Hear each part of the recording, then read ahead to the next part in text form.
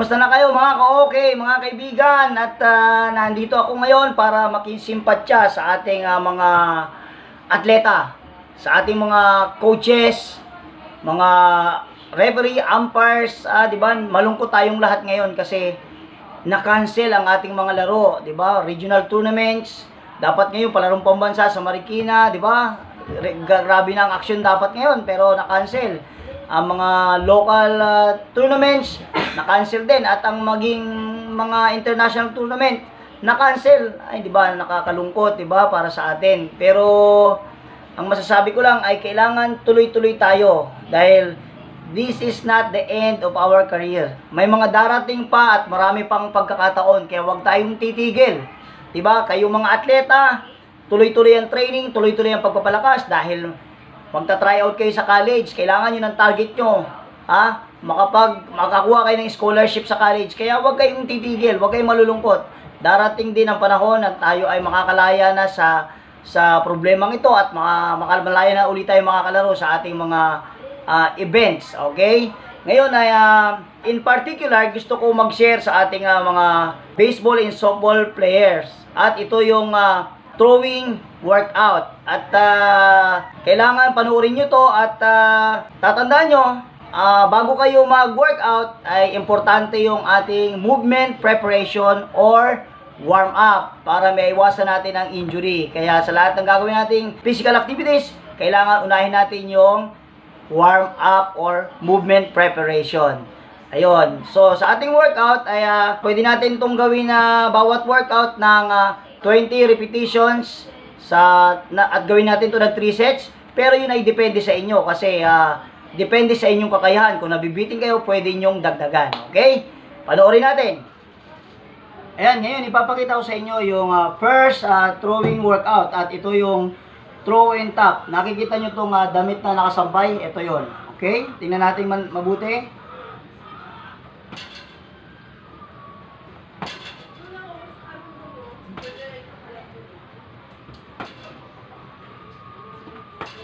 Ayun, nakita natin kung paano gawin at be sure na talagang sa pagpukol natin ay sinasama natin yung movement ng ating balakang at saka ng ating pivot foot.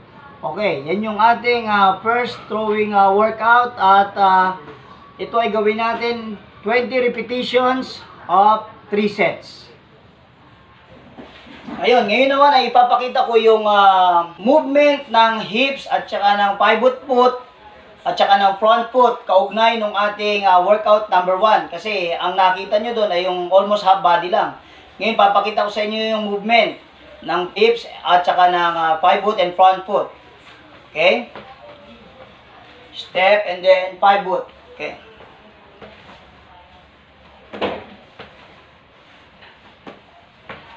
Ayan, nakita nyo yung movement ng pivot foot, ng front foot, at saka ng hips. Ayun. Okay, para mas maganda.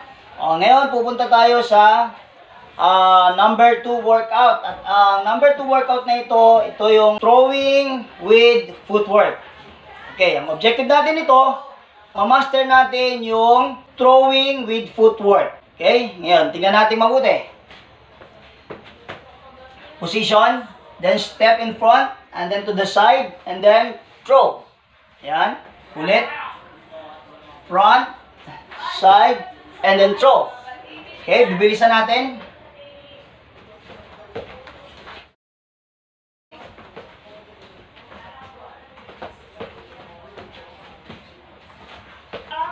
Ayun. So, yun yung workout number 2. At ngayon, pupunta tayo sa workout number 3. At ito yung fielding and throwing form. Inuulit ko, fielding and throwing form. Ito ay para ma-master natin yung fielding form at saka yung throwing form. Now, ang maganda pa sa workout na to ay pinapalakas nito ang lower back muscle at ang mga leg muscle.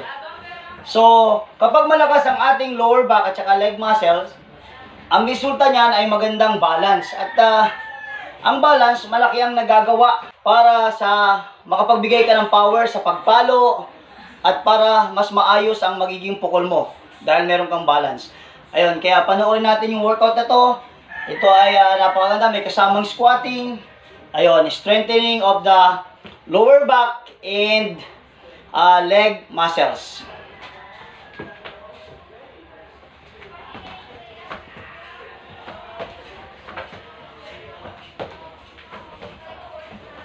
Okay, tingnan natin sa side.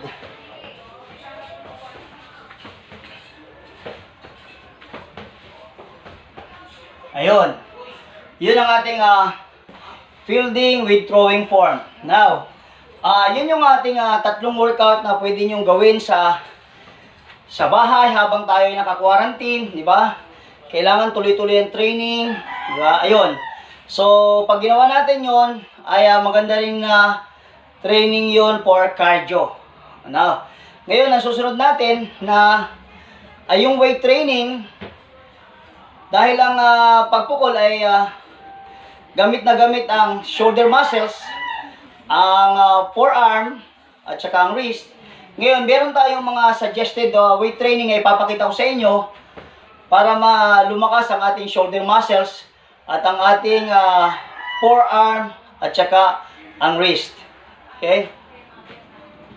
Ayun, kaugnay ng ating throwing workout ay gusto kong i-share sa inyo yung mga weight training na pwede natin gawin kasi kailangan sa throwing ang ginagamit natin kadalasan ay yung shoulder muscles, di ba?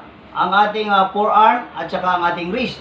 So kailangan meron tayong mga weight training para ma-develop yan, di ba? Dahil ito ay napakalaking tulong sa ating pagpukol. Ngayon ay meron ako mga ipapakita sa inyo at ito yung paggamit ng improvised weight. Kung mapapansin nyo, di ba? Ito ay isa lamang bote. Okay, pwede mong lagyan ng lupa, pwedeng tubig, diba, kung wala kang weights. Ngayon, paano isagawa? Okay, ito.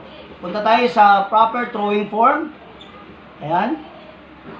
Then, ito-throw natin sa harap. Huwag natin bibitawan.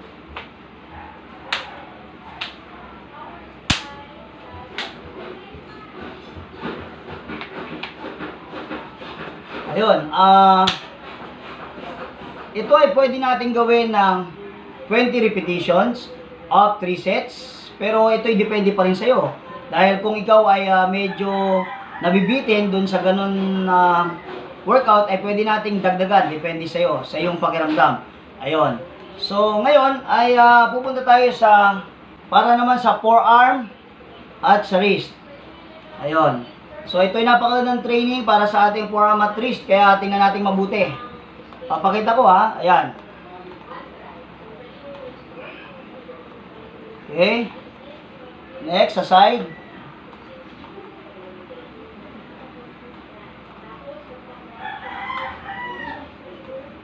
Ayun, so nakita natin yung ating weight training para sa forearm at saka sa wrist. At ito pwede nating gawin na 50 times of 3 sets. Pero ayun nga, sinabi ko, depende pa rin sa iyo. Diba? Kung gusto mong mas lumakas at kaya mo naman, pwede mong dagdagan. Ayun. Now, ayun ang ating mga training workout. Then kasama na rin yung weight training.